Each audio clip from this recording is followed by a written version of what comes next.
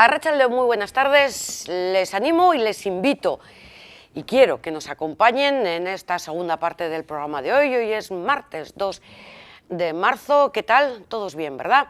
¿Ya les han vacunado? Bueno, les vacunan si son mayores de 90 años y si son mayores de 100, pues también les han vacunado, ya les han vacunado a todos. Y si además son sanitarios de primera fila, también han sido vacunados. Y si son de segunda, pues también.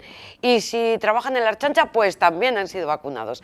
Al menos han recibido la primera dosis. Y si pertenecen al Departamento de Educación porque son profesores, docentes, trabajan en un comedor escolar, pues también han sido vacunados. Y si no han sido, nos mandan un WhatsApp a la tele y nos dicen, pues aquí todavía van con retraso porque nos han llamado, ¿eh? Pero bueno, poco a poco, que vamos conociendo datos, hablaremos de datos de paro en Euskadi bien, en el resto del Estado mal, muy mal. En Euskadi bien, pero bueno, relativamente, hay que ser optimistas, pero comparado en lo que respecta al mes de febrero, bien. Luego les avanzaremos todos los datos y la valoración que hacen desde el gobierno vasco de estos datos. Pero hoy vamos a empezar con los datos más actuales de la COVID-19. Lo último, en las últimas 24 horas, dicen así, que se han hecho 8.514 test diagnóstico, de los que 366 han sido positivos. Por territorios, 62 en Álava, 190 en Vizcaya y 110 en Guipúzcoa. Sobre la situación de los hospitales, ayer 36 personas ingresaron por COVID en planta y en las UCIs hay actualmente 121 personas por COVID. Vamos diciendo que la tasa de positividad está en el 4,3%, por lo tanto sigue bajando algunas décimas, y la tasa de casos acumulados, esto es lo de 14 días por 100.000 habitantes, está en 251,08. Son buenos datos, pero todavía hay que bajar mucho más. ¿Y qué pasa con nuestros municipios? Pues más o menos estamos en la misma situación que ayer. Se mantienen 2 en el nivel rojo en lo que a Vizcaya se refiere. Uno es Derio, que hoy suma 5 nuevos casos positivos, y el otro es Santurtzi, con 11 nuevos COVID-19 en la localidad. Bilbao suma 53, Baracaldo 16, Sestao 2, Portugalete 7, ya les hemos citado Santurtzi, que continúa en este nivel rojo con sus 11 nuevos positivos. Por cierto, hoy la consejera no ha aportado datos nuevos sobre ese brote en el gimnasio en esta localidad. Seguimos con Trapagarán y sus 7 nuevos casos COVID, Ortuella 1, Abanto 2, Muskis 1, Ziérbena, suma 2, al igual que Erandio, Leioa 3 y Guecho 24.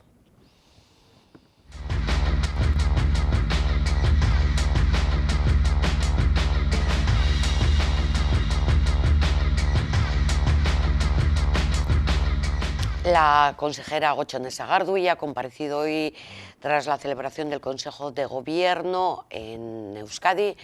Ya saben que preside el Lehendakari, están todos los consejeros y dan cuenta de las últimas aprobaciones de este Consejo de Gobierno, pero también aprovecha Gotzone Sagardui a dar la última actualización de los datos y diferentes informaciones respecto a salud. Vamos primero con los datos.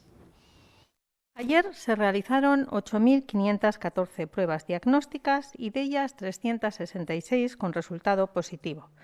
62 en Araba, 190 en Vizcaya, 110 en Guipúzcoa y 4 de otras procedencias.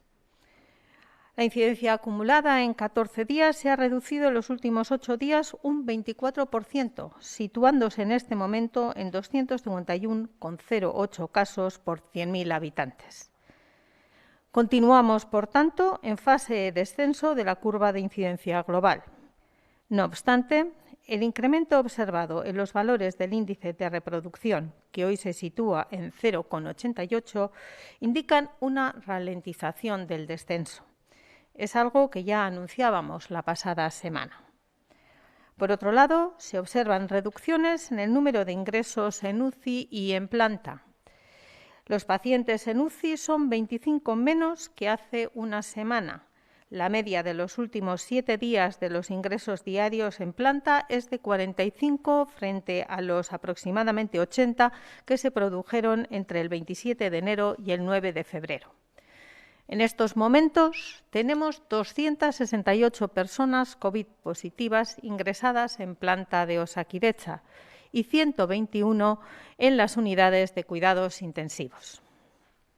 No perdamos de vista que el objetivo es llegar a 60 casos por 100.000 habitantes y que seguimos en un escenario 3 de ocupación en el plan de contingencia de la UCI. Por lo tanto, prudencia. Prudencia también ante la incertidumbre que supone la aparición de nuevas cepas en Euskadi.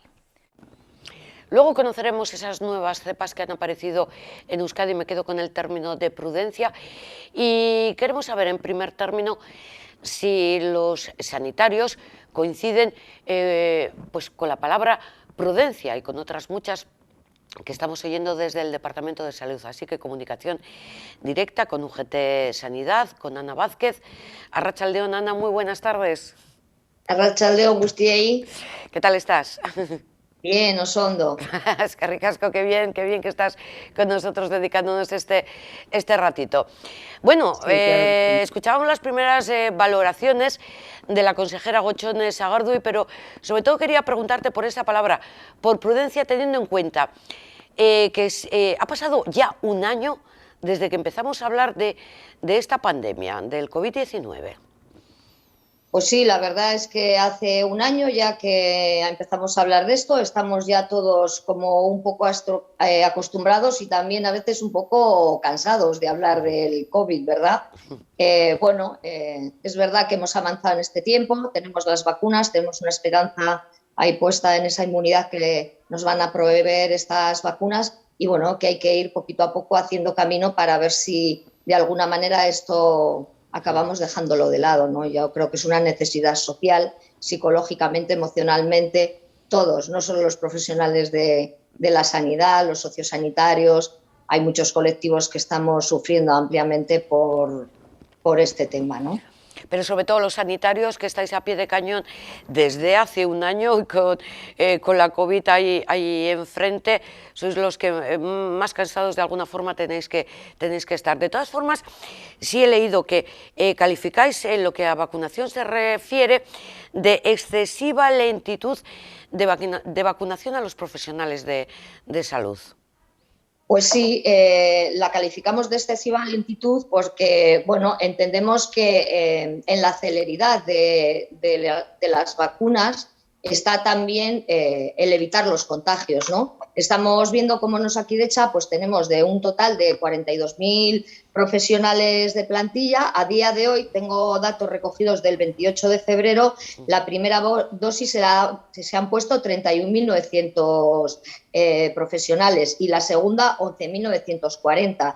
Quiere decir que hay un montante de unos 10.000 trabajadores que todavía no está la vacuna puesta, ¿verdad? Entonces, creemos que es importante que se acelere. Y luego, una de las cosas que nosotros estamos viendo en Osakidetza es que hay una diferencia importante entre las diferentes OSIs.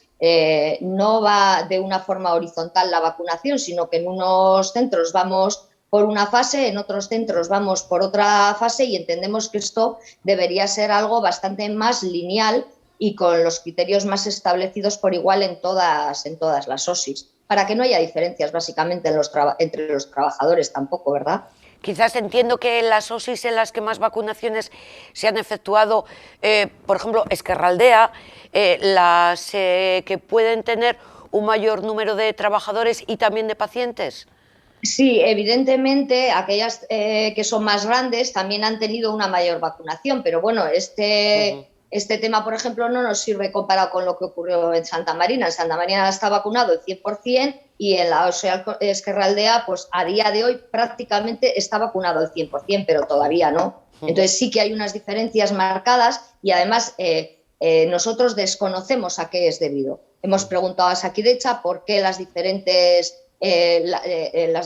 etapas en cada OSI por qué no se lleva un equilibrio entre todas ellas y bueno, pues no tenemos una respuesta que nos acabe de convencer, ¿no? No sabemos muy bien a qué es determinado, si a los recursos de la propia OSI, si a la gestión, si que en cada sitio los protocolos se aplican de una manera diferente. No tenemos muy claro debido a qué es esta diferencia de aplicación de las vacunas. Y yo, Ana, y sin saber nada, diría que te pueden contestar que es que no llegan vacunas suficientes, porque la que se administra al personal sanitario es Moderna, ¿no?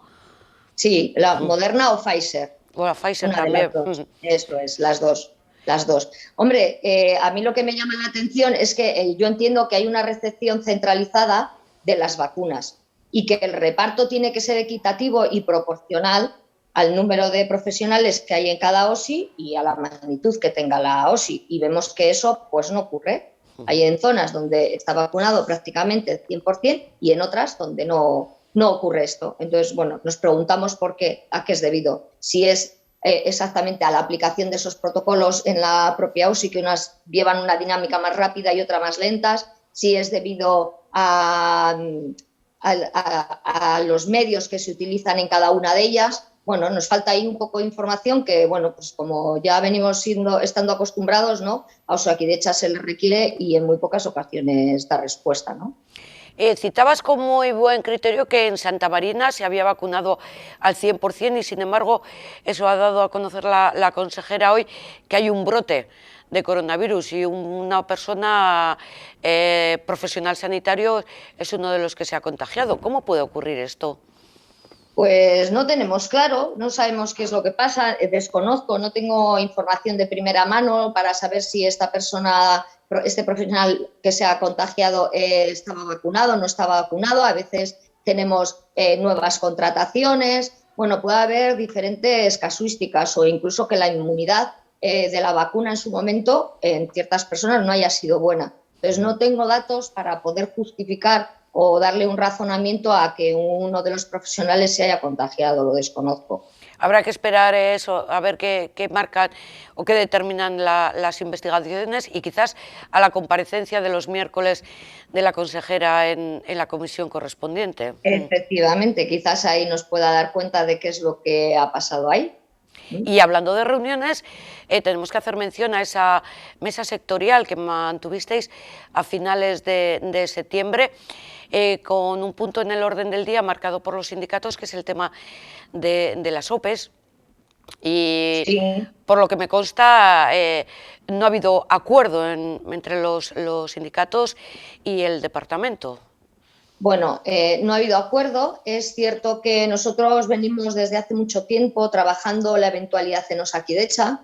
Volvemos a reiterarnos porque es que es la realidad del día a día con el que vivimos. No tenemos datos de la eventualidad que hay en Osakidetza. Durante muchos años hemos especulado con las cifras de eventualidad en Osakidetza, pero mira, hete aquí que hoy, con fecha del 24 de febrero, tengo un dato del Gobierno del Parlamento Vasco donde habla que el 58% de la plantilla de Osakidetza es eventual. Estos índices son altísimos. O sea, nosotros firmamos un acuerdo a nivel estatal de reducir la temporalidad al 8% en las administraciones públicas y, bueno, parece que ese hito cada día está más lejos, ¿no? Además, bueno, hay cosas que para nosotros son incomprensibles. Conocemos que hay un alto índice de eventualidad en toda la administración pública vasca, pero por otro lado nos encontramos con leyes que nos hacen techo. Esto quiere decir, por ejemplo, nosotros contamos con la tasa de reposición, que viene dada por ley. La tasa de reposición es que tú puedes sacar cada año el número de plazas de las jubilaciones, fallecimientos, de las personas que dejan de trabajar en Osakidetza. Eso tiene un montante.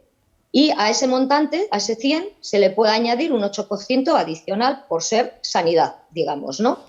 ¿Qué es lo que nos pasa ahora? Pues que el 108% de eso son 3.535 plazas que se pueden sacar a la próxima OPE, de los acumulados de los otros años. Pero necesitaríamos sacar un montante de más de 10.000 plazas. No. Pero la ley nos lo prohíbe. Entonces, lo que está claro es que, de alguna manera, algo tenemos que hacer para romper esos techos de las tasas de reposición. es inviable. Querer mejorar las cosas y modificar las leyes. Y eso es lo que creemos que tenemos que hacer. Los sindicatos tenemos que pujar para que esa tasa de reposición se amplíe, que nos permitan hacer OPEs de consolidación rápidas y eficaces con muchas plazas, para que todo el mundo pueda tener un puesto de trabajo digno y estable, que es a donde nosotros queremos llegar. Fíjate que me voy a remontar al pasado, cuando empezó todo el tema de la pandemia y los profesionales sanitarios teníais que estar allí metiendo muchas horas. Se hablaba de que el departamento tenía que reforzar, que hacer contrataciones. Yo no sé si llegaron a hacerse contrataciones que paliaran un poco ese excesivo trabajo que teníais, sobre todo en hospitales y en centros de atención primaria, y en caso de que los hubiera, si luego esos contratos desaparecieron. Pues sí, Osakidetza está muy acostumbrado a hacer contratos coyunturales, que es según la necesidad del momento. Efectivamente, sí que hay, es verdad que tenemos una plantilla quizás un poco más sobredimensionada de lo que venía siendo habitual por el tema del COVID, pero también es verdad que en muchas ocasiones nos hemos encontrado, pues por ejemplo, en la desescalada que se hizo de cara al verano, ahí en el mes de abril, que estaba un poquito mejor el COVID, ahí se rescindieron muchos de los contratos que se habían realizado en el mes de marzo para poder atender la alta demanda que teníamos en los centros hospitalarios y, por supuesto, en atención primaria con el tema del COVID. Entonces, nosotros siempre hemos creído que, bueno, Osakidetza no ha sido especialmente benévolo ni ha cuidado mucho a sus profesionales cuando venimos pues arrastrando durante un año un cansancio, un agotamiento, agotamiento, efectivamente, en muchas cosas, y sin embargo Osakidetza nunca ha activado ningún mecanismo que ayude a paliar ese cansancio, ni con reforzamiento de plantillas, ni con días adicionales de vacaciones. O sea, no estamos pidiendo ni dinero ni cualquier otra cuestión que no sea pura necesidad de descansar, de que las plantillas se dimensionen en las necesidades adecuadas. Y para ello, si me permites, voy a poner un ejemplo. Claro. Mira, en el hospital de... Uy, que me he quedado sin escuchar el ejemplo. En el hospital de... Gorliz. Vale. Bueno, allí, son muchos de ellos cuidados paliativos. Las visitas tienen que ser muy escasas por mantener el tema del COVID para que no haya excesivos contagios y demás. Y bueno, pues ahora hay colectivos, en concreto las técnicos en cuidados auxiliares de enfermería, que tienen que hacer unas labores añadidas que no venían haciendo. Vestir a los pacientes, hacerles unas higienes más profundas, lavados de cabeza. Bueno, pues nosotros estamos como sindicato insistiendo junto con nuestras compañeras a que hay que aumentar esas plantillas para que se puedan realizar esas higienes de buena manera. Y bueno, las direcciones nos dicen que no es necesario, que no hay contenido para aumentar la plantilla y bueno, pues nosotros no entendemos cómo pueden estar diciéndonos o alegándonos ese tipo de cuestiones cuando es algo que hasta día de ayer no se venía haciendo de forma habitual y ahora hay que hacerlo de forma habitual. Y yo sé por experiencia, porque yo soy técnico en cuidados auxiliares de enfermería, que lavar la cabeza de un paciente muchas veces en una cama o en una silla de ruedas o que hay que acompañarlo al baño en malas condiciones, de una forma que supone un esfuerzo físico muy importante, acompañado de mucho más tiempo de dedicación a ese paciente. Entonces, bueno, esto es uno de los múltiples ejemplos que nos encontramos en el día a día con nuestros trabajadores y trabajadoras de Osakidetza. A ver si mejora toda esta situación, Ana, pero me ha dicho un pajarito que tú eres voluntaria para las pruebas de la nueva vacuna CureVac, sí, CureVac, que se está haciendo aquí en Biocruces. Sí. Cuéntanos un poquito, ¿cuáles son las pruebas que eres una valiente? Pues bueno, pues nada, yo me presenté voluntaria, creía que tenía que ser así. Yo soy una persona que confío mucho en la ciencia, no tengo miedo y además, bueno, soy sanitaria y puedo manejar ciertos ámbitos, ¿no? en el tema de la sintomatología y estar igual más tranquila que una persona que no tiene tanto contacto directo, ¿no? con ello. Entonces, bueno, pues me presenté voluntaria, fui, me dieron la dosis de la vacuna, he tenido mis reacciones, que yo creo que además no procede que las cuente porque, bueno, pues es un estudio y a cada uno le irá de una manera diferente, ¿no? Y bueno, pues nada, esperando la segunda dosis y poder ayudar en todo lo que sea posible en este estudio para que cuanto antes pues podamos tener para toda la población vacunas suficientes, ¿no? Que yo también, como todos, tengo a alguien, tengo a mi padre ahí con 80 años y todos los días me pregunta, ¿y a mí cuándo me toca? ¿A mí cuándo me toca? ¿No? Es verdad, todos deseando. Pero si en lugar de inocularte la vacuna te ha metido placenta, placenta creo que sí. Placebo. Placebo. Yo creo que no. Yo creo que no me han inoculado el placebo, pero bueno, podría ser y que yo sea muy... y me haya inventado todo lo que... Pero no, yo creo que han sido vacunas de vacuna. No me lo han dicho, no me lo han dicho, pero por la reacción. ¿Cuánto tiempo tienes que dedicar, que las visitas y demás? No, bueno, tiempo no mucho, son 2 dosis y luego sí que hay que hacer algunas visitas presenciales. En teoría dura 13 meses el estudio y algunas de las consultas también son telefónicas. Bueno, no hay que dedicarle mucho tiempo, sí que hay una aplicación que bueno, también tienes que ir ingresando algunos datos y algunas cositas, pero bueno, hasta el día de hoy tampoco provoca mayor complejidad. Pues nada, Ana, muchísimas gracias por presentarte como voluntaria, porque necesitamos cuantas más vacunas mejor, y gracias también por toda la información que nos has aportado.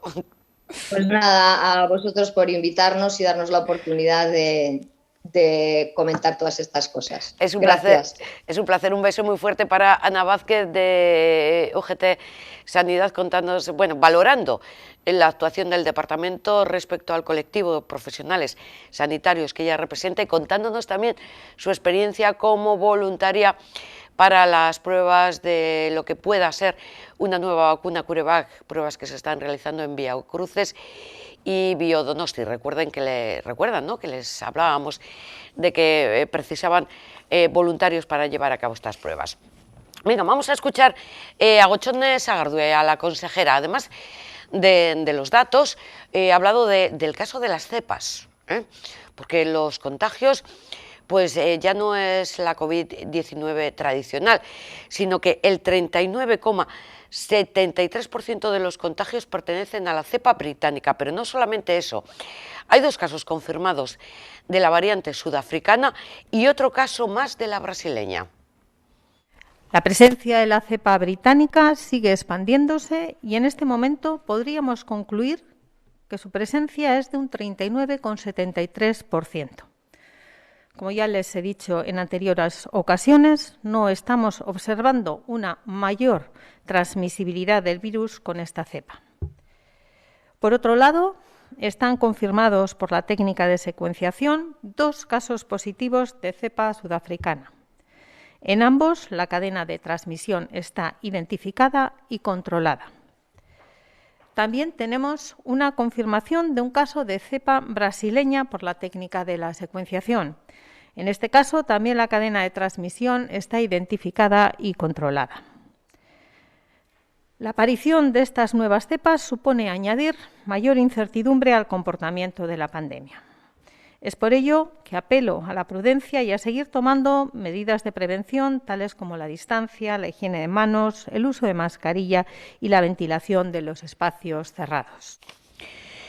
Bueno, y como siempre, las vacunas, las que llegan, las que no llegan, la vacunación, la una, la otra, ocupa buena parte de este espacio. Vamos a escuchar diferentes voces. La primera, a cargo, sí, de Gotzone Sagardue. Ayer se hicieron 4.500 vacunaciones y esta semana se van a incrementar siempre que las vacunas lleguen y que haya cuanto antes una nueva, la Janssen. Vamos a recibir dosis de vacunas para poder administrar, porque ustedes saben bien, y eso creo que es importante, que solamente hay una vacuna que es la que está indicada para administrar a las personas mayores de 80 años, como es la vacuna de Pfizer. Recuerden que esta semana hemos recibido 25.000 dosis no más. 25.000 dosis que utilizamos para poder facilitar el mayor número de primeras vacunaciones, también garantizando que luego vayan a tener una segunda dosis, que en este colectivo es especialmente importante que terminemos el ciclo de la inmunización. Pues todas aquellas que vayamos recibiendo, si recibimos 50.000 dosis en la entrega de este próximo viernes, pues la semana que... Precisamente la ministra portavoz del Gobierno, María Jesús Montero, ha hablado hoy tras la reunión del Consejo de Ministros, ya sabe, la que hay todos los martes allí. Y el Consejo de Ministros, ya se lo ha dicho, ha autorizado la adquisición de millones, ha dicho millones, de vacunas de la Moderna. O sea, más de las que en un principio estaban previstas. Verde en el Consejo de Ministros para la compra en nuestro país, para España, de 17 millones de dosis adicionales de la vacuna que se fabrica por la empresa Moderna. Saben que nuestro país adquiere estas vacunas en el marco de un nuevo proceso de negociación de la Comisión Europea con esta empresa farmacéutica, con el objetivo único de ampliar el número de dosis disponibles para avanzar en la estrategia conjunta europea de vacunas del conjunto de países miembros.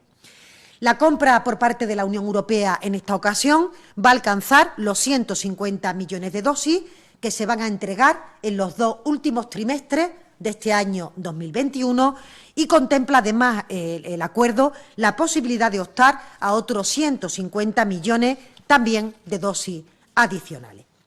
Para el Gobierno de España, seguir participando en esta adquisición de esta vacuna es fundamental.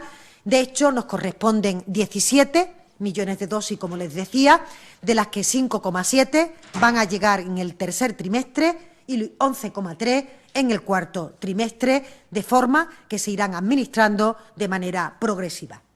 La cantidad que acabo de anunciarles se va a sumar a los 16 millones que ya España podía disponer gracias a esa compra inicial que se acordó el pasado mes de noviembre con esta industria, con esta empresa Moderna, por parte de la Comisión Europea. Esto va a permitir que las comunidades autónomas sigan cumpliendo con su calendario vacunal, una cuestión trascendental muy importante para volver y para combatir la situación del virus y volver a nuestra normalidad. Y les puedo decir que a día de hoy se han distribuido ya un total de 4,5 millones de dosis de las vacunas de Pfizer, BioNTech, Moderna y AstraZeneca, y casi 4 millones de dosis ya han sido administradas. De ahí que al principio de mi intervención agradecía el trabajo de todos los profesionales sanitarios y también de las autoridades sanitarias. Ya hay en nuestro país en torno a 1,3 millones de personas que han recibido la pauta de vacunación completa y en los próximos días esta cifra se incrementará. El objetivo sigue siendo vigente, el que la ministra de Sanidad ha ido comunicando de forma reiterada en las últimas semanas. El objetivo es que a lo largo del verano la población esté vacunada al 70%, lo que ya es una cifra considerable por parte de los expertos. Esto es lo que respecta al Estado.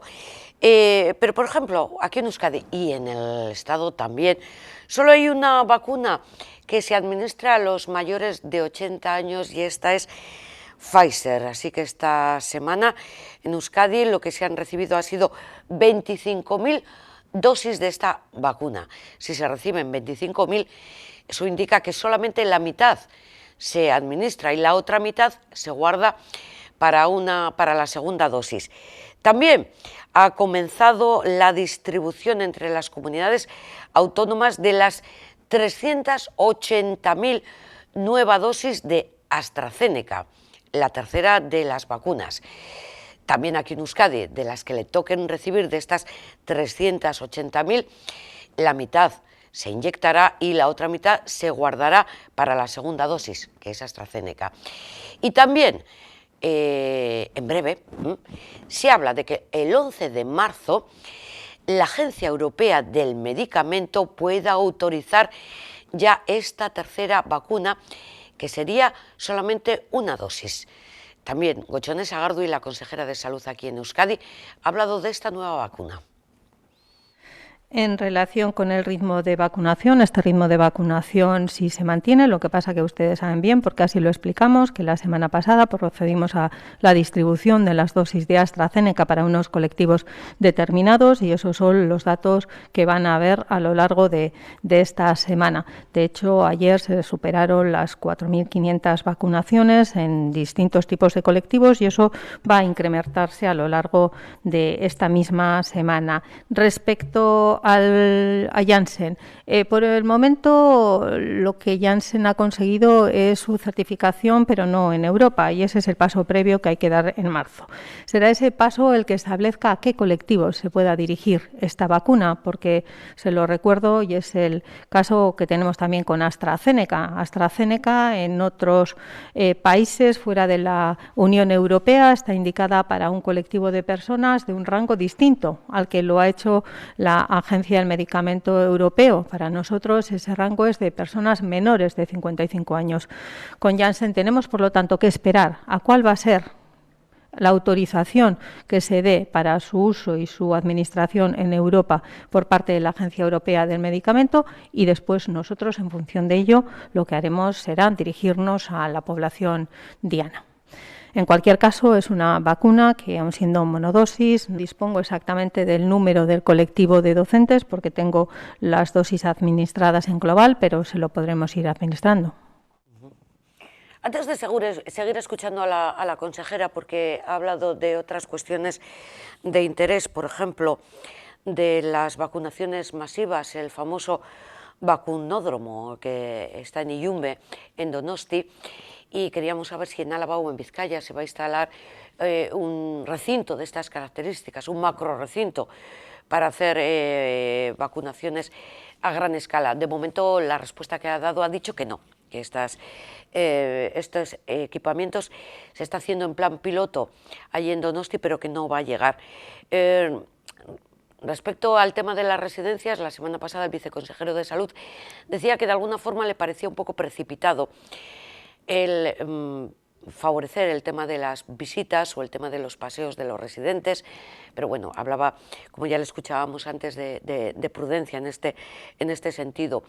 En función de los datos que hay encima de la mesa y los que puedan seguir surgiendo durante toda esta semana, el LABI, que les recuerdo una vez más, se reunirá el próximo viernes, día 5, decidirá las medidas nuevas o no que vaya a adoptar. De momento no ha habido ninguna filtración en este sentido, pero bueno, lo hablábamos con Ana Vázquez. En Santa Marina, 100% vacunados y sin embargo se han dado un brote de contagio. En Santa Marina ha habido un brote en el que han resultado contagiados 14 pacientes, 6 acompañantes y un profesional. Desde el primer momento que se supo, lo que se hizo fue 3 cribados a pacientes, 2 cribados a profesionales y un cribado a acompañantes de la quinta planta, así como adoptar las medidas adecuadas en la quinta planta. La identidad de esa profesional en concreto que está en estos momentos contagiada por la COVID-19, no la conozco exactamente, es de pensar que estaba vacunada, dado que la totalidad de los y las trabajadores de Santa Marina, como ustedes bien saben, fueron vacunadas hace semanas.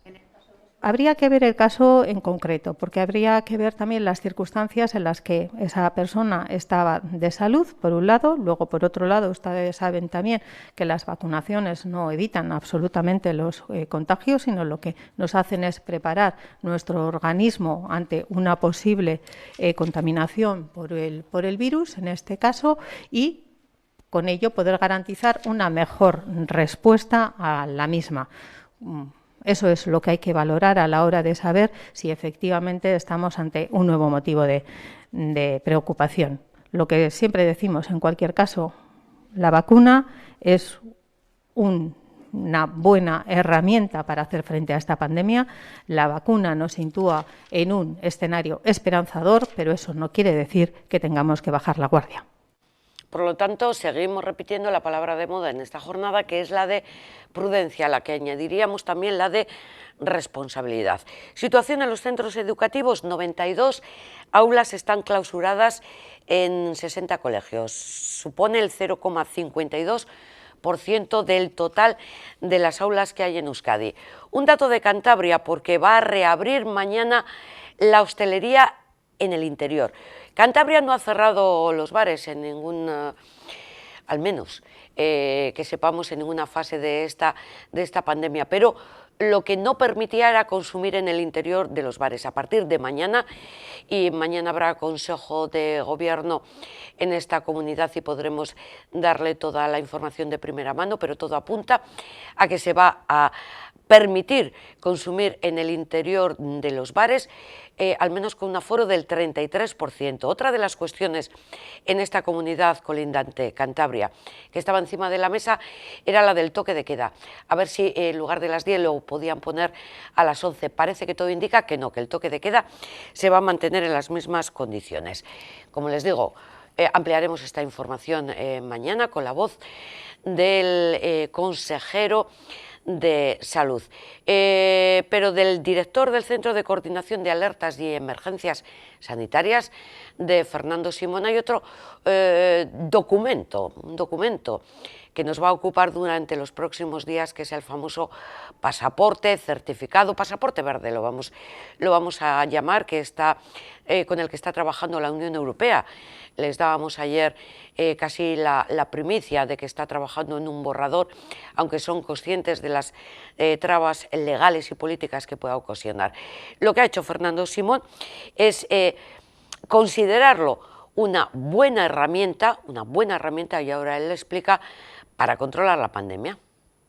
En cuanto al pasaporte, no es prudencia en la velocidad en la que se pueda generar, es prudencia en su uso. El pasaporte puede ser una herramienta magnífica para permitirnos controlar mejor la epidemia y para permitirnos controlar la transmisión entre países de la epidemia, pero sobre todo es una herramienta muy buena para gestionar correctamente los casos, que es el objetivo con el que no tenemos absolutamente ninguna duda. Yo creo que nos va a traer muchos beneficios, como prácticamente todas las herramientas, pero también puede generar algunos problemas, como prácticamente todas las herramientas que estamos utilizando.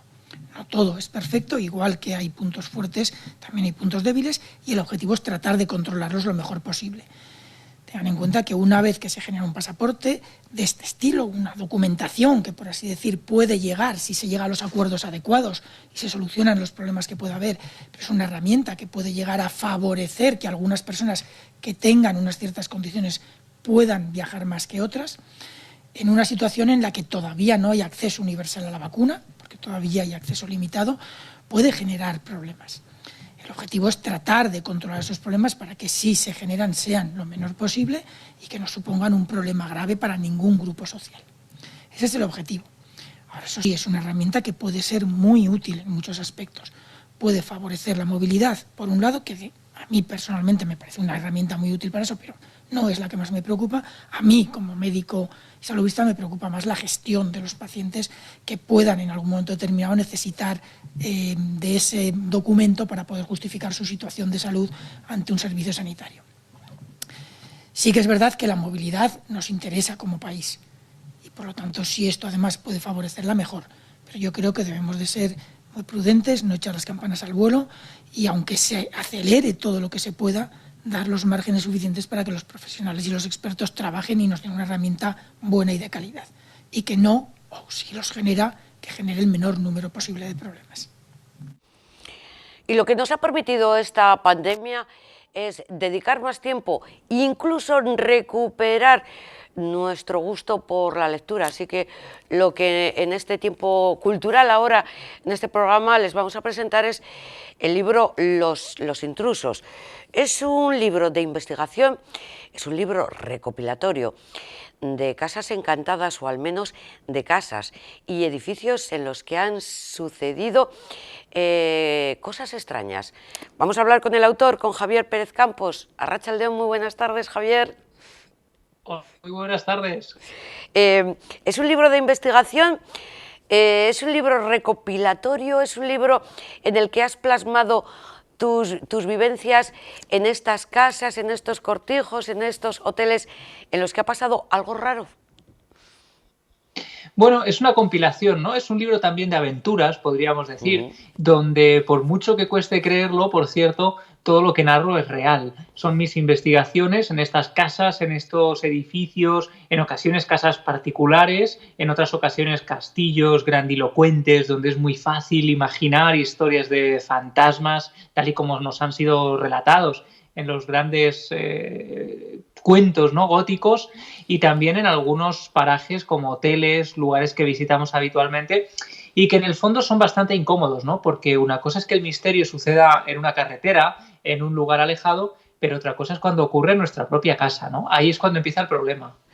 Tengo que reconocer que se me ponía la piel los pelos de punta cuando leía algunos de los casos que ocurrían, quizás el más famoso, y además me lo he apuntado, el de la casa maldita de Malasaña, en el que además ha habido también una película. Pero ¿todo esto ocurre de verdad o es fruto de la imaginación?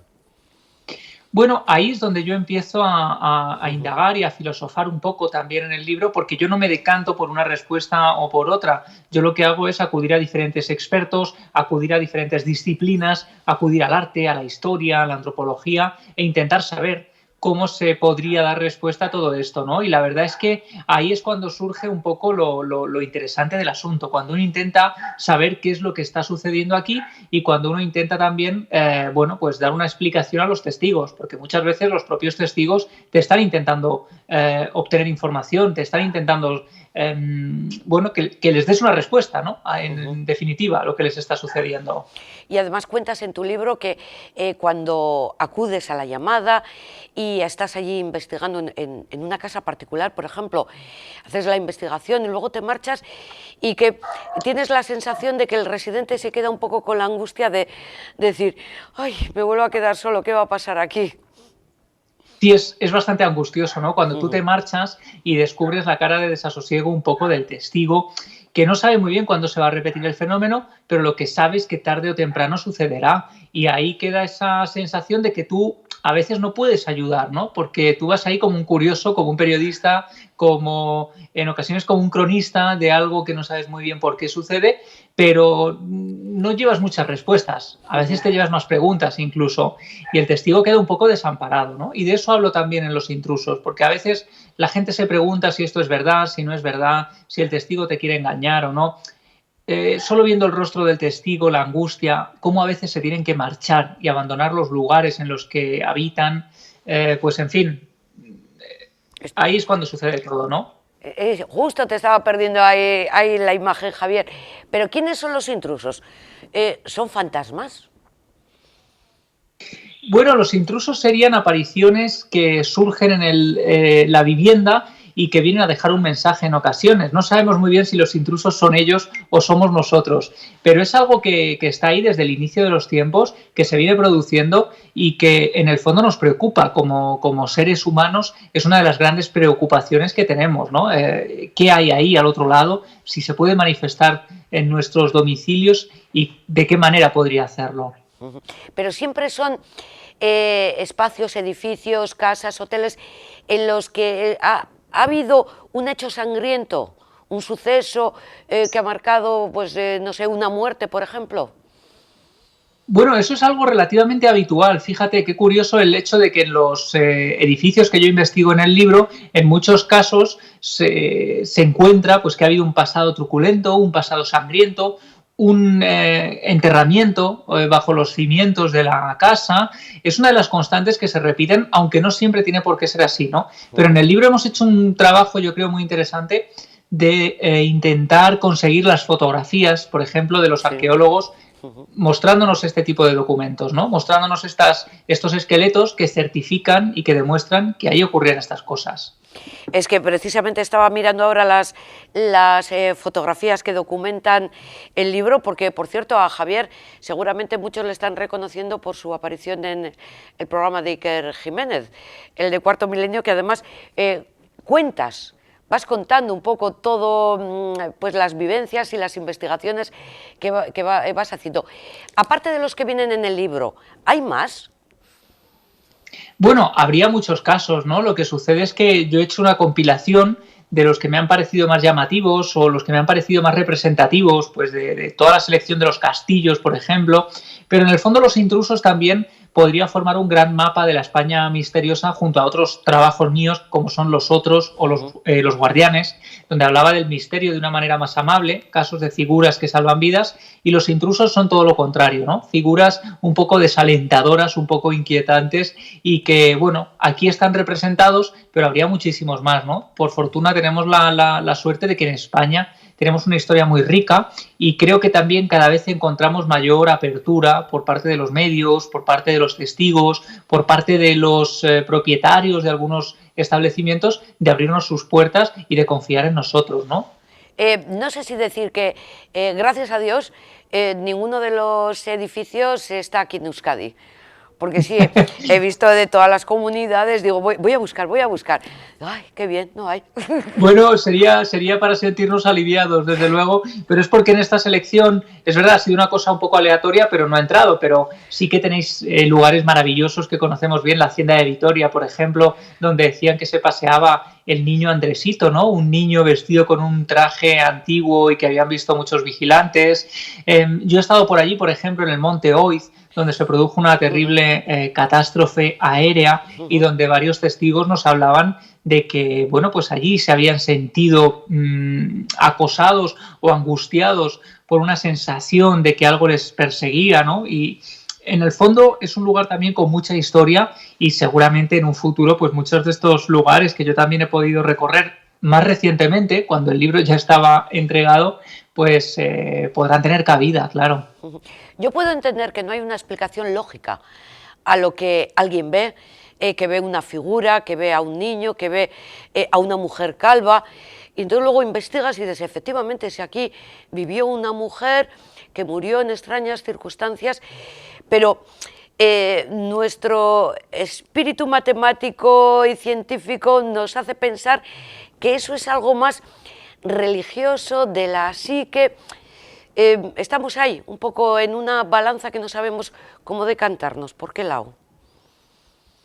Bueno, en el fondo somos seres racionales y necesitamos creer que todo lo que sucede en nuestro entorno pasa por el filtro de la ciencia, pero no ocurre así. Hay muchas cosas que suceden a diario que no se pueden explicar de manera racional, pero por fortuna tenemos la filosofía, tenemos la poesía, tenemos otras herramientas que también hemos construido y hemos investigado y hemos creado nosotros y que sirven para arrojar luz en otros aspectos de lo cotidiano y de la vida, ¿no? Con lo cual yo creo que nos equivocamos cuando intentamos explicarlo todo mediante la ciencia, y si la ciencia no puede explicarlo, no existe. No, por fortuna existe un aspecto que tiene que ver con lo sentido, con lo que uno siente, con lo que uno percibe, que es por supuesto subjetivo, que no es contrastable, ni medible, ni se puede pesar, pero que existe desde el momento en el que el testigo lo percibe, lo siente y lo asimila como real, ¿no? Y ahí es cuando creo que entra un poco la labor también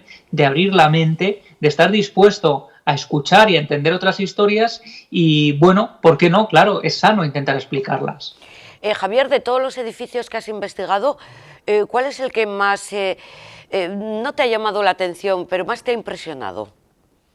Mira, de todos los casos que cuento en el libro, hay uno que me impresionó especialmente, es un palacete en el centro de Jerez de la Frontera. Me impresionó porque es la clásica historia de fantasmas, una niña que en principio dicen que se aparece por la última planta, que han visto incluso los vecinos por las ventanas.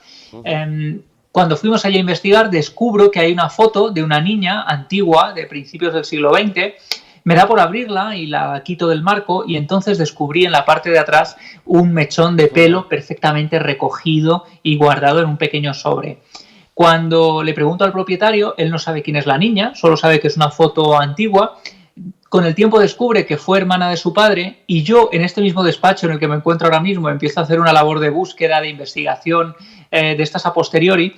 Y ahí descubro una faceta maravillosa, interesantísima, que tiene que ver con la antropología y con nuestras raíces, que es la de los tejedores de cabello, los guardapelos y la costumbre funeraria de almacenar mechones de pelo de los seres queridos, especialmente de los niños, porque se iban a destiempo y se consideraba que había que llevarlos más cerca todavía para ayudarlos y para ampararlos. Y mucha gente fabricaba joyería capilar, relojes con pelo de los seres queridos, pulseras, collares, gargantillas, todo tipo de enseres que hoy nos sorprenderían, pero que se exhiben en museos, y de hecho tenemos mechones de pelo de Napoleón, de María Antonieta o del propio príncipe Alberto, que la reina Victoria, cuando él muere, pues pide que le corten un mechón y lo guarda como algo que es un auténtico tesoro de la herencia familiar. Efectivamente, es que explicas muy bien todo lo ocurrido ahí en el Palacio de Jerez de la Frontera, pero a mí me gustaría preguntarte, como experto en estos temas además, ¿son almas que tendrían que haber marchado para descansar, o sea, almas de personas que han fallecido y que por alguna razón, no por ese mechón o por algo tan físico, sino por cualquier otra cuestión, permanecen latentes, permanecen ahí? Bueno, esa es una de las grandes hipótesis, ¿no? Yo en el libro no me decanto por ninguna, al final es un libro para quien quiere preguntas y hacerse preguntas, pero no lo aconsejo a quien quiera respuestas, porque es cierto que a mí mismo, y con toda honestidad, y es un libro muy honesto, me cuesta ofrecer respuestas. Pero evidentemente una de las grandes hipótesis es que las apariciones de intrusos son seres que han quedado atrapados, pues como en El Sexto Sentido, que por cierto yo en el libro entrevisto al director del Sexto Sentido y me cuenta una historia de fantasmas increíble que le sucede a él y que le serviría de inspiración. Esa es una de las hipótesis. Otra hipótesis es que los lugares sean capaces de almacenar como en una especie de disco duro la memoria de quienes habitamos estos lugares, ¿no? La memoria de quienes vivimos aquí o incluso nuestra propia energía que se va acumulando en este entorno en el que habitamos y que después es capaz de reproducirse casi como una vieja película. Y otra opción es que las paredes sean capaces de modelar nuestra mente prácticamente como si jugaran con nosotros. Y yo en el libro cuento otra historia, que es la de Stephen King, el escritor que hace una obra maestra con El Resplandor, que para hacer esa obra se muda durante unos días a un hotel en las montañas rocosas, un hotel solitario, y allí adquiere el que sería el germen o la idea fundamental para su obra El Resplandor, ¿no? Y todo eso se produce porque el lugar le produce una conmoción brutal, ¿no? Esos pasillos solitarios del hotel, esa luna que entra mortecina a través de las ventanas bañando las montañas rocosas, la recepción oscura, el comedor solitario, en fin, todo eso en el fondo tiene también un impacto brutal y creo que eso es evidente que el entorno al final nos condiciona. Citas la película o el libro del Resplandor, también aparece Poltergeist, que quizás es la película pues, que más terror en este sentido o de este estilo nos puede provocar, y también haces mención, lógicamente. ¿Has llegado a estar en esta casa, en Amityville, donde la película Poltergeist, o donde existe en realidad ese fenómeno? Estuve muy cerca porque además, bueno, yo viajé a Nueva York, fue en mi viaje de novios y entonces, claro, a mi mujer pues íbamos por todos los recorridos macabros y oscuros de Estados Unidos, ¿no? Y ya hubo un momento en el que me dijo, oye, ya vamos a hacer planes también de pareja, de recién casados, ¿no? Porque esto ya está bien. Pero lo tengo pendiente, ¿no? Además es curioso porque la casa de Amityville, que es esa casa que parece que tiene ojos por ventanas y que ha dado lugar a grandes películas de la ficción y del terror, está a muy pocos kilómetros de otra casa, que es la de Seaford, donde la familia Herman vive otra pesadilla y que serviría de inspiración para Steven Spielberg para hacer Poltergeist. Con lo cual, en el fondo, cuando nos dicen, bueno, es que esto es como muy peliculero, esto es muy de película. No, es que el cine se alimenta de los sucesos reales y no al revés, con lo cual Spielberg sabía muy bien y conocía muy bien las historias de casas construidas sobre viejos cementerios en las que las familias vivían aterrorizadas. Pero estos son los casos más famosos. ¿Y tú cómo te enteras que existen estos casos? Estas casas, pues eso, hoteles, cortijos, que puede ser cualquier tipo de edificio. ¿Te llama la gente que propietaria o vecinos? ¿O cómo te pones en contacto y sabes?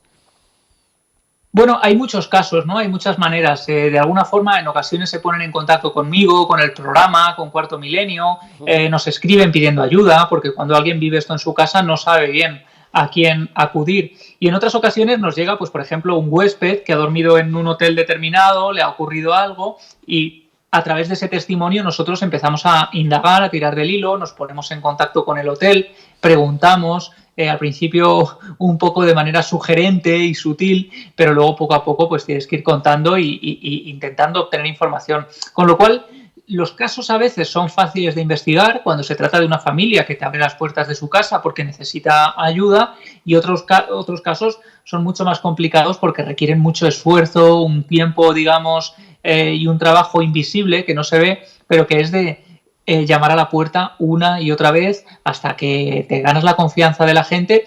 Por ejemplo, en el libro pasamos varias noches en el Castillo de Niebla, en Huelva, un lugar donde dicen que pasea el fantasma de una mujer maravillosa que era Elena Wishow, fundamental para la historia del castillo, y conseguimos ese permiso gracias a que José Luis Hermida, un investigador de la zona, pasó años hablando y entablando amistad con unos y con otros que al final nos permitieron entrar cuando el castillo cerraba sus puertas y pasar allí varias noches de investigación. Nos has contado algún caso de Euskadi, aunque no venga recogido en el libro, pero sí en el capítulo 12 está Cantabria, el balneario de la Ermida, ahora que citabas Hermida. Sí, es, fíjate, otro de esos lugares. Además, en el balneario de la Ermida precisamente nos pasó una cosa muy curiosa. Aparte de que muy cerca hay un restaurante que es El Oso, donde se come un cocido que es de otro mundo, y yo lo cuento en el libro porque me parece fantástico el contar también las cosas que suceden detrás de la investigación, ¿no? Y lo que uno come y un poco los entresijos.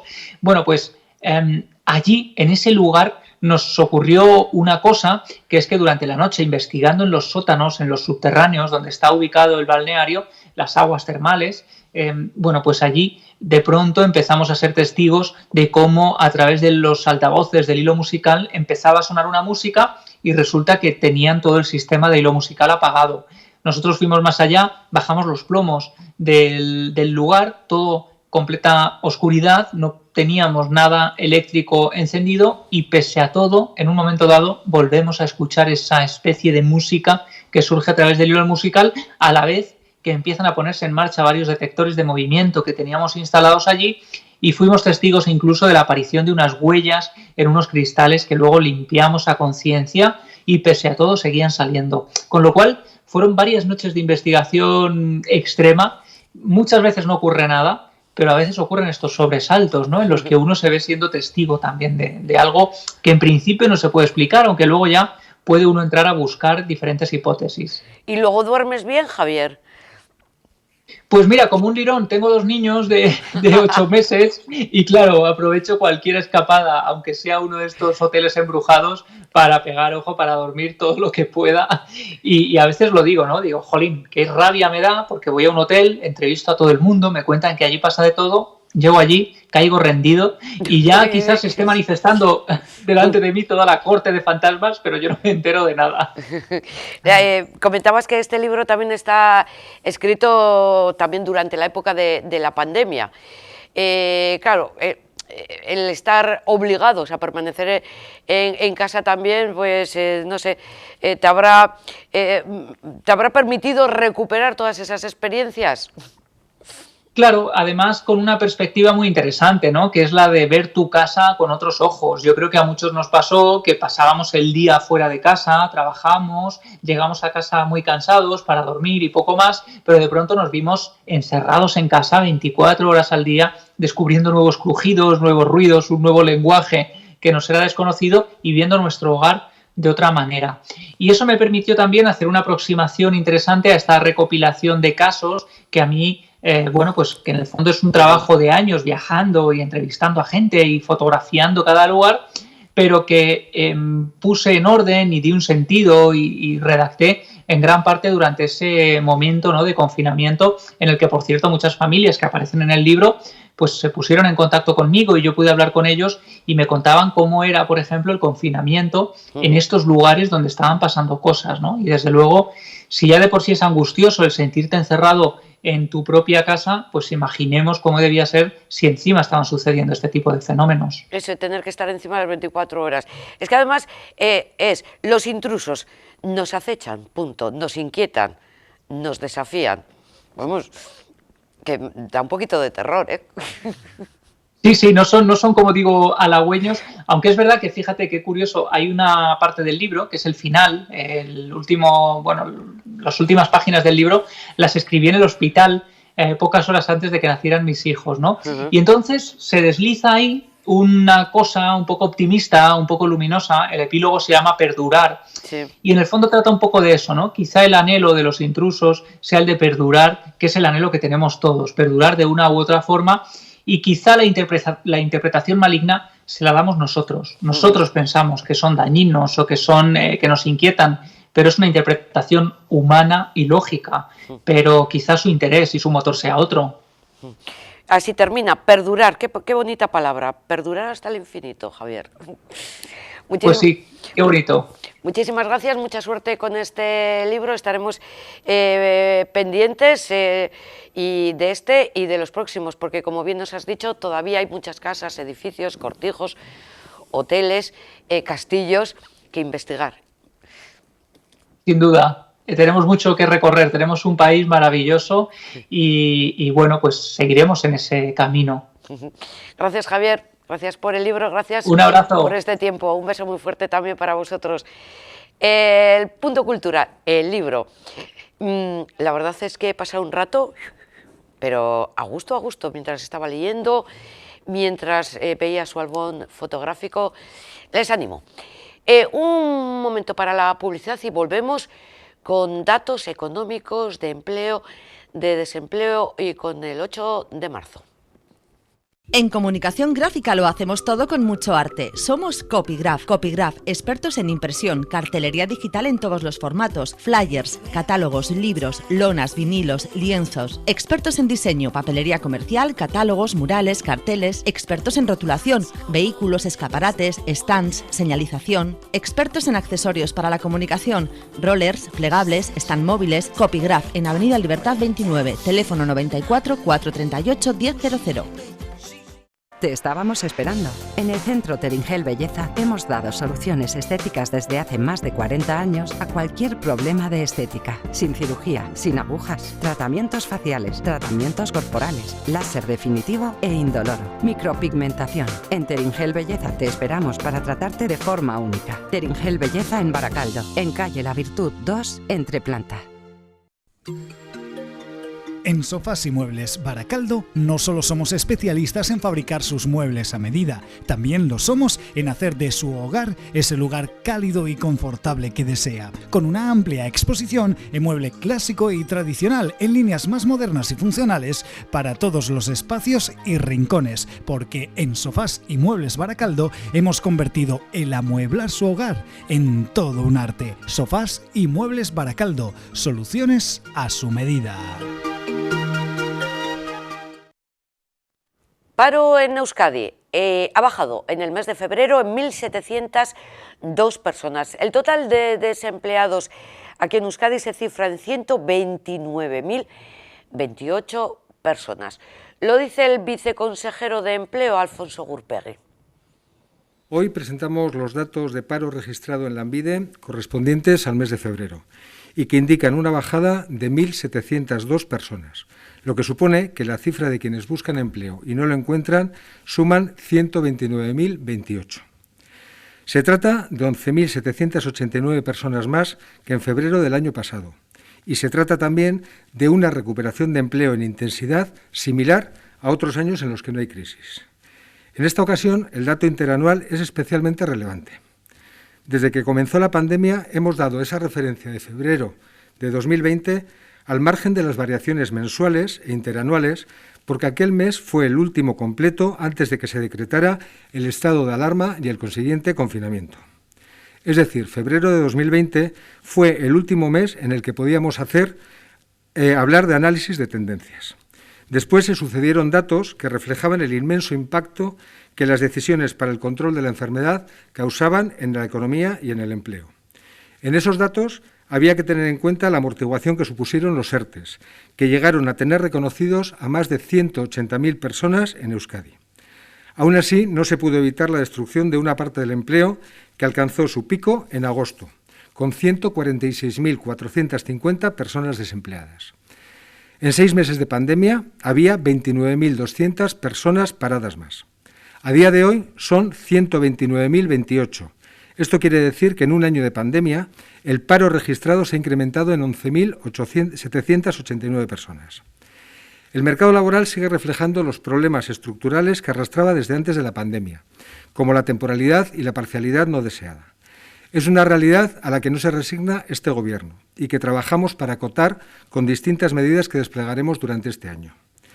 La recuperación de empleo de este mes presenta una intensidad similar a febreros de otros años en los que no había crisis.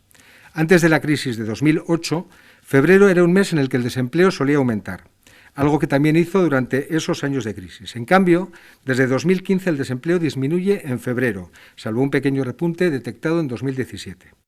O sea, que ha ocurrido este febrero, y es dato positivo, lo mismo que prácticamente en todos los febreros de todos los años, que es un mes en el que el paro baja. Hasta aquí eran los datos positivos, pero sin embargo, si nos vamos un poquito más atrás y hacemos una comparativa de hace un año, es decir, con febrero del año 2020, hay un 10% de parados más, o sea, más desempleo en febrero de 2021 que en febrero del 2020. Y vamos con otro dato preocupante, que es el incremento de las personas que son perceptoras de la RGI, de la Renta de Garantía de Ingresos, porque han sumado 850 personas más. Hoy se registra un 10% más de personas paradas que hace un año, pero un 62% menos que hace medio año. A ello sumamos también un dato preocupante, que es el incremento de 850 personas como perceptoras de renta de garantía de ingresos, lo que nos indica que se están agotando otros recursos que han sido efectivos hasta el momento, sobre todo para desempleadas de larga duración. Seguimos en una situación durísima, pero el tejido económico sigue mostrando también una capacidad de resistencia muy sólida, que se ve acompañada por las distintas medidas de las administraciones para recuperar el empleo en la medida que lo permite la pandemia. Es la vía en la que queremos profundizar en el futuro inmediato, en el que la extensión de las vacunas, además de la protección de la salud de toda la ciudadanía, debe ser el acicate definitivo no solo para recuperar el terreno perdido, sino para hacerlo con empleos más sólidos y de mejor calidad. Sabemos que la economía está sufriendo y que hay empresas que tienen dificultades especiales y que prevén despidos, pero también sabemos que hay otras empresas que están en proyectos de futuro y que prevén generar empleo. Al Gobierno nos corresponde crear las condiciones para recuperar cuanto antes a quienes pierden su empleo y es lo que estamos haciendo junto a los agentes sociales. Luego conoceremos algunas de estas condiciones que desde el Gobierno se están poniendo en marcha para mejorar la situación económica y evitar el desempleo. Pero mientras tanto, otros datos, porque en Cantabria el paro ha subido en febrero en 713 personas, un 1,6% más. Y queda el desempleo establecido en 44.486 personas. Esto en Cantabria, y en el conjunto del Estado el número de parados registrados ha subido en más de 44.000 personas. Con este aumento del paro, que es el quinto consecutivo, el volumen total de desempleados supera los 4 millones de personas. Ojo, que no se alcanzaba esta tasa de desempleo, más de 4 millones de desempleo, desde abril del año 2016, lo que da una idea de cuál es la situación económica. Y ojo, esto sin contar a las personas que están en ERTE. El número de personas en paro aumentó en 44.436, elevando la cifra acumulada a 4.008.789 personas. Obviamente es un mal dato. Es cierto que no es el peor de la serie histórica, ni en el aumento mensual, ni en la cifra acumulada, que llegó a superar, lo saben bien, lo hemos dicho varias veces en esta rueda de prensa, los 5 millones de personas desde en paro registrado en 2013. Es un mal dato que es consecuencia directa de la evolución de la crisis sanitaria. de la tercera ola de la pandemia que ha sufrido nuestro país en los últimos meses. Los ERTE, las prestaciones por cese de actividad para los autónomos, la red de subsidios creada durante todos estos meses han sido extremadamente útiles para proteger a empresas y personas y van a continuar porque son necesarias, más necesarias que nunca. Pero después de un año de crisis, después de un año de pandemia, estos instrumentos, aun siendo necesarios y, por tanto, continuando en el tiempo, los datos nos empiezan a demostrar que no son suficientes. Hay que ir más allá, seguir protegiendo, pero al mismo tiempo hay que impulsar la actividad, apoyando al tejido productivo de nuestro país, a las empresas y a los sectores que peor lo están pasando. La vacunación es uno de los elementos clave, porque a medida que se vaya inmunizando a la población, tanto en España como en el conjunto de Europa, dejarán de ser necesarias estas limitaciones a la movilidad y esto se trasladará, no tenemos duda, de manera rápida e intensa a la recuperación del mercado de trabajo. La vacunación es también la vacunación de nuestro sistema productivo y de nuestro mercado laboral. Estamos, por tanto, en una fase decisiva, en la que hace falta un último esfuerzo. Hay que mantener el nivel de protección y lo vamos a hacer. En este momento es imprescindible poner en marcha de forma inmediata medidas que permitan a las empresas y a los sectores más afectados aguantar. El sistema productivo debe saber que merece la pena esperar, que la solución a la crisis está cerca y que ahora no es el momento de flaquear, que empresas y trabajadoras cuentan con nuestro apoyo. Bueno, pues sin comentarios. Volvemos a Euskadi. Ya les decíamos que el Gobierno sigue poniendo en marcha medidas o ayudas para intentar evitar el cierre, en este caso de comercios vinculados al sector del textil y del calzado. Lo ha anunciado el consejero Javier Hurtado tras el Consejo de Gobierno. Son 16 millones de euros en ayudas a este sector. Desde el comienzo de la pandemia han sido muchas y muy diferentes las medidas que se han tenido que ir adoptando para evitar la propagación del virus y preservar la salud de las personas. Medidas que han afectado en diferentes formas a los sectores económicos, como el caso del comercio que hoy nos ocupa y a quien buscamos ayudar con estas ayudas. El sector comercial vasco supone casi un 11% del Producto Interior Bruto de Euskadi, con un total de 138.000 personas trabajadoras. De ellas, más de 83.000 vinculadas al sector comercial minorista y un número de establecimientos de casi 39.000. La estructura del comercio vasco se basa mayoritariamente en micropymes, ya que cerca del 78% de las empresas comerciales cuentan con menos de 2 personas trabajadoras y en torno al 93% dispone de plantillas con menos de 5 personas. El colectivo de autónomos representa un 34% del empleo generado en el sector comercial minorista. El comercio vasco ha pasado por diferentes situaciones durante la pandemia, con notables diferencias según los subsectores. El decreto de 14 de marzo, por el que se declaraba el estado de alarma, significó el cierre automático de prácticamente todos los establecimientos comerciales, a excepción de los considerados esenciales como alimentación, farmacias, etc. Ya entonces, desde el Departamento de Turismo, Comercio y Consumo, publicamos las primeras ayudas extraordinarias COVID al comercio y al turismo, con 25 millones de euros, con el fin de apoyar al sector y contribuir al sostenimiento del empleo. Como decía, el sector comercial ha pasado por diferentes situaciones, pero debemos destacar que la actividad del sector comercial minorista comporta actividades de naturaleza heterogénea y arroja realidades muy diferentes según los distintos subsectores. La caída de ventas ha sido desigual en función de los productos vendidos, con caídas en bienes como los de equipamiento personal, que incluyen principalmente al sector textil y calzado, y cuyas ventas son las que se han visto más comprometidas de todo el espectro del comercio minorista vasco. Los últimos datos del Índice de Comercio Minorista del año 2020, publicado por Eustat el 5 de febrero, nos indican un descenso del conjunto de las ventas del comercio minorista del 4,9% respecto al año anterior.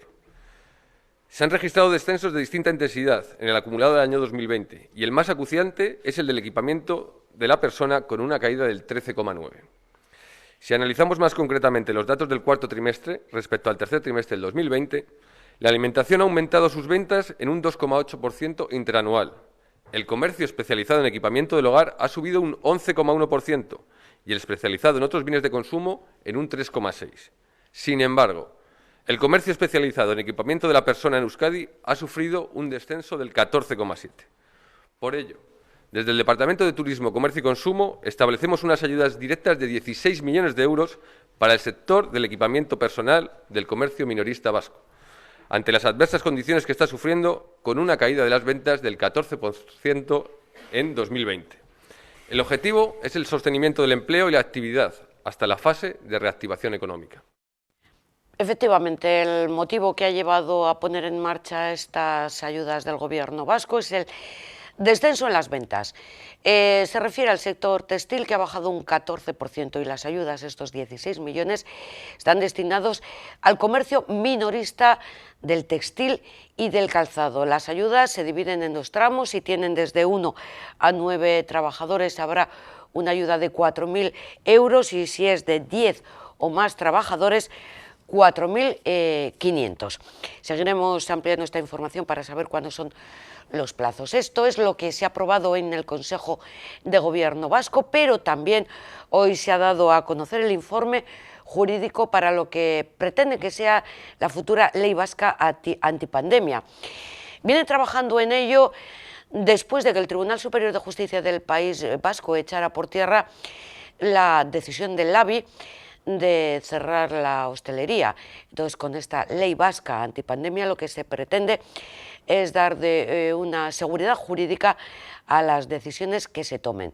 El informe jurídico dice que es posible y en breve lo presentarán al Parlamento Vasco, al resto de los partidos que allí lo integran. Olatz Garamendi, la consejera de Autogobierno, explicaba los pormenores de esta ley.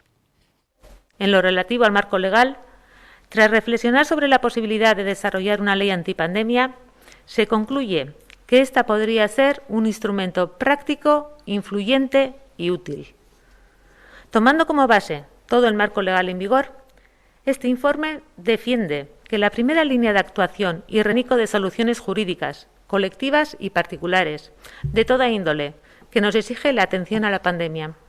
Los servicios jurídicos consideran, por tanto, alarma, que han de ser, en todo caso, previsibles, limitadas, necesarias, eficaces y proporcionales, en función de las necesidades de cada momento. Además, siempre deben estar supeditadas a la supervisión judicial, imprescindible para controlar su legalidad. El equilibrio entre poderes es insoslayable en democracia. No se pretende esquivar, pues, a ninguno de estos poderes, sino facilitar y aclarar su labor, la de todos ellos. Nos encontramos en igual medida sometidos al imperio de la ley. Precisamente por eso, solo el Poder Legislativo, el Parlamento, la regulación de confinamientos y cuarentenas, el aislamiento, el distanciamiento social, etc. Estas normas, en tanto en cuanto responden a una situación excepcional como la que vivimos, pueden estar llamadas a decaer cuando se supere la situación de crisis. Todo ello, por tanto, deja un amplio campo de actuación al Poder Legislativo, una actuación que está singularmente justificada a la vista de que no estamos en una situación particular y puntual, sino en una verdaderamente excepcional. Lo que inicialmente iban a ser intervenciones temporalmente muy limitadas, se están prolongando en el tiempo. La flexibilidad, que en un principio era virtud, se ha convertido en ambigüedad. Pero este informe da un paso más respecto a medidas contempladas exclusivamente desde el prisma sanitario. Las consecuencias de la pandemia afectan al plano socioeconómico también, la otra cara de la moneda. Desde este prisma se analizan, entre otras, las actuaciones encaminadas a paliar las pérdidas o las situaciones de vulnerabilidad a las que han quedado expuesta una parte muy importante de la ciudadanía. De hecho, todas las administraciones públicas estamos empeñadas en poner todos los medios posibles para revertir cuanto antes las peores consecuencias económicas de las medidas que nos hemos visto obligados a adoptar. En este sentido, en el informe se apunta a que, sin perjuicio de los esquemas y líneas de ayuda que el Gobierno vasco ya ha puesto en marcha y de las previsiones existentes, una ley antipandemia es una oportunidad para repensar y aprovechar al máximo los márgenes de que disponemos. Por último, se recogen algunos posibles contenidos que tendrán más vocación de permanencia, derivados de las necesidades de mejora para activarlas, con una regulación específica que amplíe, flexibilice y particularice las limitaciones de circulación autorizadas por el estado de alarma. En definitiva, ¿Qué es lo que nos viene a decir este informe? Que tenemos la oportunidad de definir un marco claro, tanto para la ciudadanía como para el Gobierno, que ayude a la lucha más efectiva contra la pandemia y sus consecuencias. Que el hecho de elevar estas medidas a rango de ley otorgaría una mayor seguridad jurídica a las mismas. Que el Parlamento Vasco asuma este reto redundará en una mayor aceptación y comprensión por parte de la ciudadanía, haciéndonos a todas y a todos más partícipes y corresponsables. Remitiremos, como decía, este informe a todos los grupos representados en la Cámara Vasca para que puedan estudiarlo y obrar como estimen oportuno. Voy a hacer una parada porque todavía tenemos que contarles muchas cosas, sobre todo referidas al 8 de marzo, pero como saben, ayer fallecía el actor Quique San Francisco y vamos a aprovechar para recordar esta entrevista del programa que les ofrecemos aquí en Tele7, que es Viaje a ninguna parte. De hecho, una de las entrevistas tenía como protagonista a este actor y, lógicamente, pues lo que hacía era contar sus vivencias desde que empezó en el mundo de la interpretación siendo un niño hasta sus viajes en moto, incluso a Nepal, y también los directores con los que ha trabajado. Es impresionante todo lo que puedes ver, ¿no? Te hace una gracia ver cosas que pensabas que nunca ibas a recuperar. Bueno, sí, mi padre era actor. El gran Vicente Aro. Sí, lo que pasa es que era muy vago. Bueno. Pero bueno. Jugaba con el tiempo. Jugaba con el tiempo, sí, sí. ¿Qué te iba a decir a ti? Vivía en un mundo, pero en otro. Pero estaba muy bien. Jugaba Sí, con el tiempo, un gran actor. sí, muy gran ¿Y actor. tu madre también actriz? Mi madre patinadora, acróbata. Al comienzo. Sí, se partió un riñón haciendo el látigo porque le tocaba la última, que era el que está en la zona más peligrosa. Es lo que te agarras y tú vas el último. Sí, y le soltó el tío, la soltó y la partió el riñón porque la altura de la pista del circo pues Sí, tiene la altura del... y nunca más ya. Pero sí, es actriz. Sí, es actriz, pero más que actriz, lo que ha sido toda su vida, mi madre, que en paz descanse, ¿no? Que es la persona que más he admirado y he querido siempre. Bueno, hay muchas personas que admiro, ¿no? Sí. Querer menos, admirar muchas, pero admirar y querer a mi madre, por supuesto, y era una intelectual. Y eso, y la gente intelectual es muy pesada. Lo que pasa es que ten en cuenta que esos son casos que ha pasado siempre. Hay actores que de pequeños, por aquello de la inconsciencia, ¿sí? Al lado de la inconsciencia está la frescura y la naturalidad y la verdad, ¿no? Entonces tú toda esa verdad luego la tienes que hacer cuando eres mayor de una manera que ya no es verdad. Estás interpretando ya. Por eso hay muchos actores muy buenos de pequeño que luego de mayores son malísimos. Y hay actores...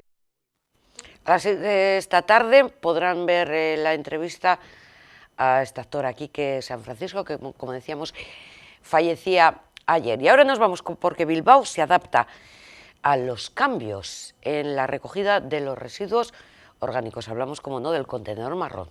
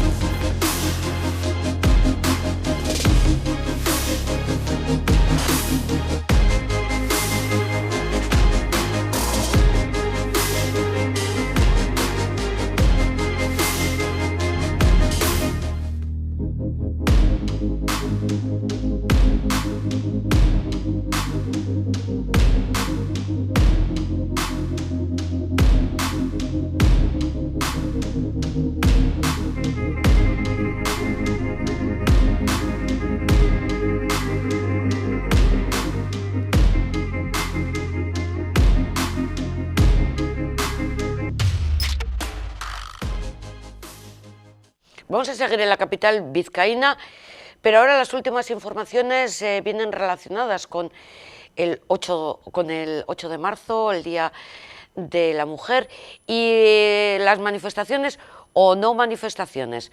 Si es conveniente que se hagan o es mejor dejarlo y hacer otro tipo de actos reivindicativos. En primer lugar, vamos a escuchar a la concejala de Igualdad, a Nekane Alonso, concejala en el Ayuntamiento de Bilbao, diciendo respecto a la manifestación que este año no toca.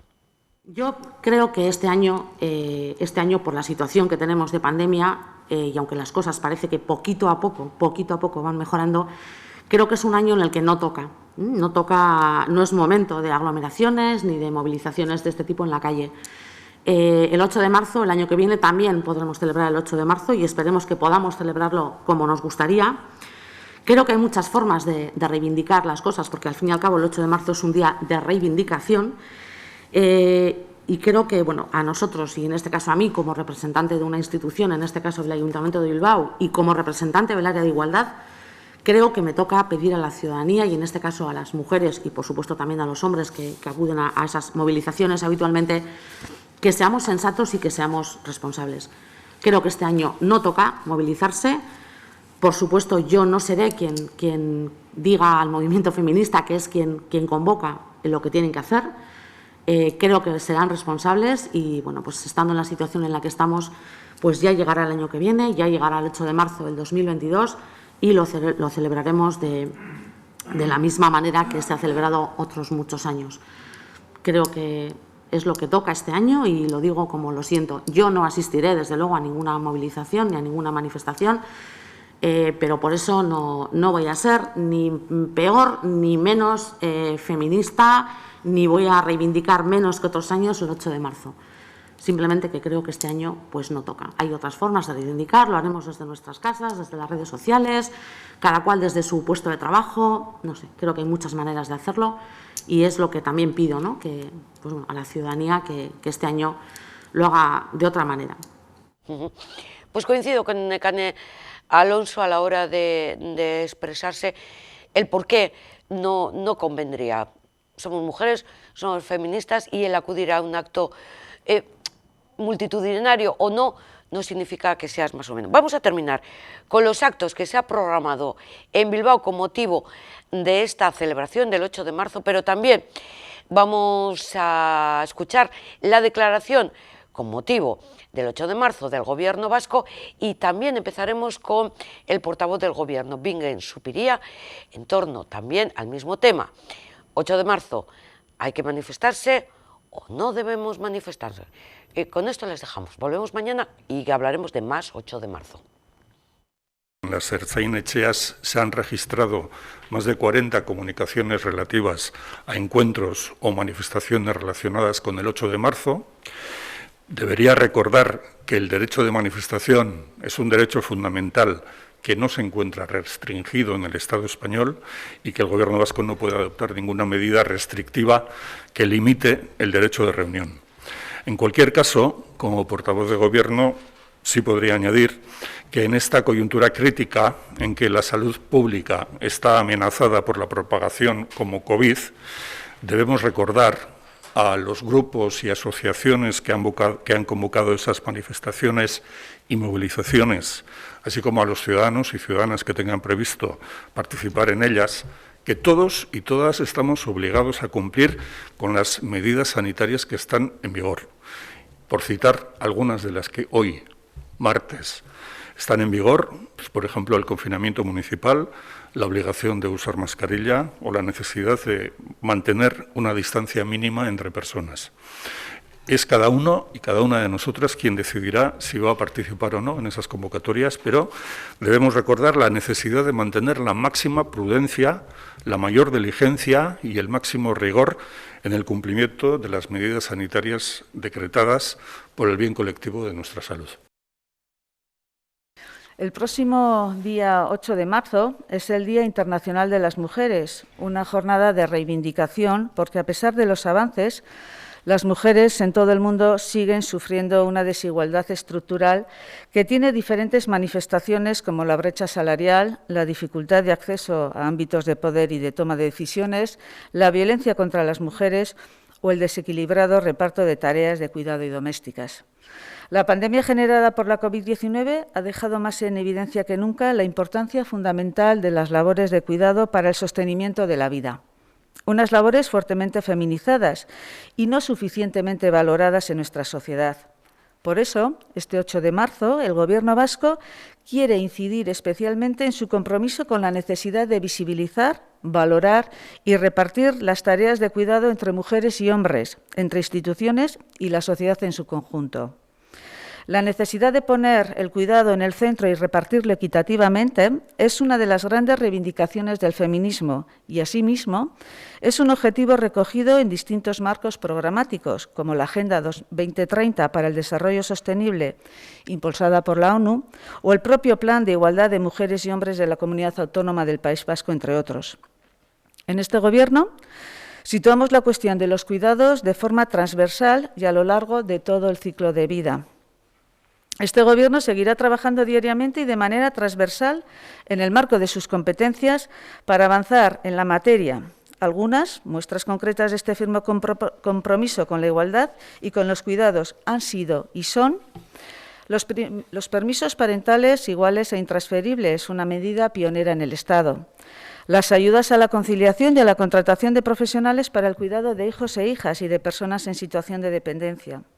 La promoción de planes de conciliación en las empresas, el refuerzo de los cuidados institucionales, sociales, sanitarios y educativos, incluido el apoyo a las personas cuidadoras a lo largo de todo el ciclo vital, y la estrategia y el plan de acción contra la brecha salarial. Este Gobierno, además, quiere resaltar la próxima aprobación en el Parlamento Vasco de la modificación de la Ley para la Igualdad, en la que se ha realizado un planteamiento más amplio del tema del trabajo doméstico y del cuidado, y se establece la necesidad de promover un cambio del modelo económico para situar el cuidado y la sostenibilidad en la vida, en el centro, incluyendo y desarrollando conceptos como la corresponsabilidad social y la conciliación corresponsable de la vida personal, familiar y laboral. El Gobierno vasco reitera, pues, su compromiso con el cuidado de las personas y con las políticas de igualdad, y hace un llamamiento a toda la sociedad y a todos los agentes sociales, políticos y económicos para que entre todos y todas garanticemos los derechos y contribuyamos a un modelo social más sostenible e igualitario. Este año, nuestra campaña de comunicación con motivo del 8 de marzo, Día Internacional de las Mujeres, no va a ser nada original. No hemos pretendido ser innovadoras. Queremos ser perseverantes e insistir en el mensaje. Y seguro que esta imagen que estáis viendo no os es ajena. Visibilizar la gran labor que las mujeres han desempeñado una vez más durante la actual crisis sanitaria. Esa y no otra es nuestra pretensión. A la vez que queremos hacer un reconocimiento a esa labor injustamente o poco o nada reconocida, también queremos, en el marco de la estrategia municipal de este mandato para impulsar el empoderamiento de las mujeres, Andre Tajave, queremos reivindicar la necesidad de impulsar medidas que favorezcan la corresponsabilidad, no solo por parte de las instituciones, sino también del tejido empresarial, implicando de manera muy directa también a los hombres y a la sociedad en general. Como podéis observar, hemos elegido un lema muy directo. Eta zu nola moldatzen zara, zelan moldatu zara, y tú cómo lo estás haciendo. Con este mensaje lo que pretendemos es visibilizar y evidenciar las desigualdades y las dificultades a las que nos estamos enfrentando las mujeres. Se trata de un llamamiento a la corresponsabilidad social, donde la participación individual de hombres y mujeres, así como la colectiva de empresas e instituciones, es imprescindible. Pero queremos también que sea un mensaje esperanzador, empoderado y de reconocimiento para todas nosotras, para todas las mujeres. Con esta campaña lo que queremos conseguir es 3 objetivos. 1, reconocer la aportación de las mujeres en esta época de crisis sanitaria y la labor fundamental que han desempeñado algunos colectivos muy feminizados. 2, analizar y valorar los nuevos modelos de gestión del trabajo que se han impuesto para mantener los empleos, la producción y los servicios, y reflexionar sobre su impacto en el avance de la igualdad y en la necesidad de incorporar la perspectiva de género. Y 3, fomentar la corresponsabilidad para no generar desigualdades entre mujeres y hombres. En el confinamiento y durante estos últimos meses, la desigualdad entre hombres y mujeres a la hora de asumir responsabilidades en el ámbito privado se ha hecho más evidente que nunca.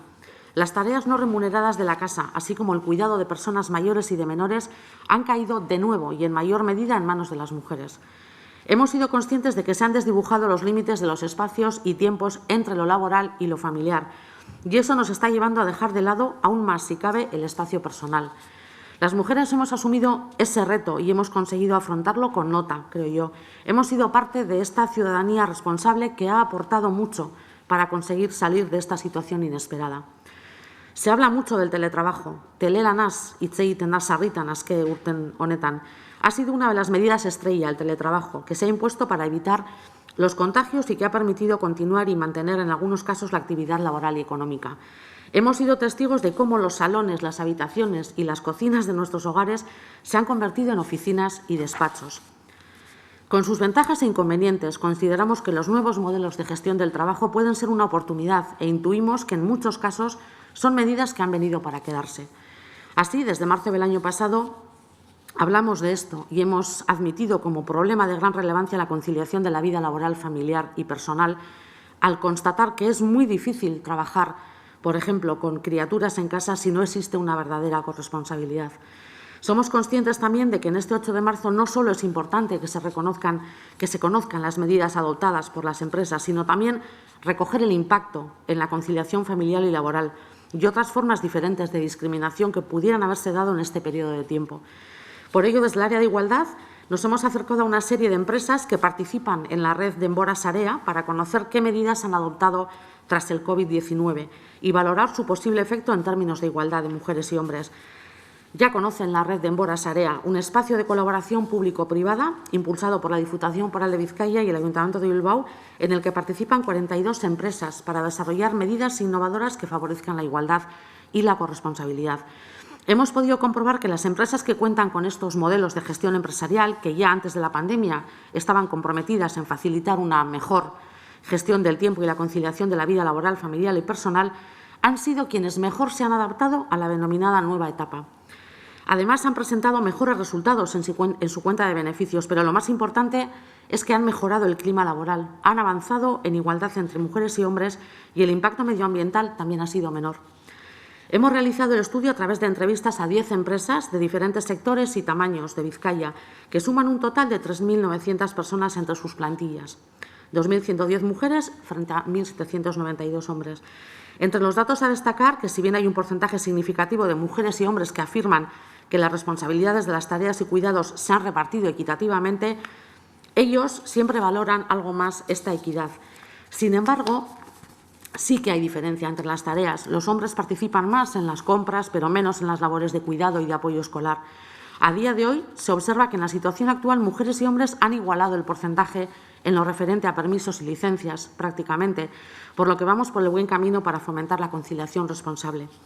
Entre las opiniones de las personas que han participado en este estudio, me gustaría destacar una apreciación que hacen y que dice así: los valores como la confianza, la comunicación, el cuidado a lo personal, a nuestras familias, a nuestra salud, han sido clave para hacer frente a este periodo. Y ya sabemos que la corresponsabilidad es la única estrategia empresarial para mejorar nuestro bienestar y la calidad de vida y para atraer y fidelizar talento. En definitiva, para mejorar también la productividad y la competitividad. En todas las organizaciones se están analizando y explorando medidas para conseguir que cada uno de los sistemas de trabajo, el presencial o el telemático, se gestione desde relaciones simétricas en el uso de los espacios y tiempos. Y, sin lugar a dudas, nosotros reclamamos que se favorezca la igualdad de mujeres y hombres. Por último, quiero añadir que lo importante es que los hombres asuman sus responsabilidades y que vayan ocupando el lugar que les corresponde también en ese espacio privado. Creo, de verdad, que van a salir ganando.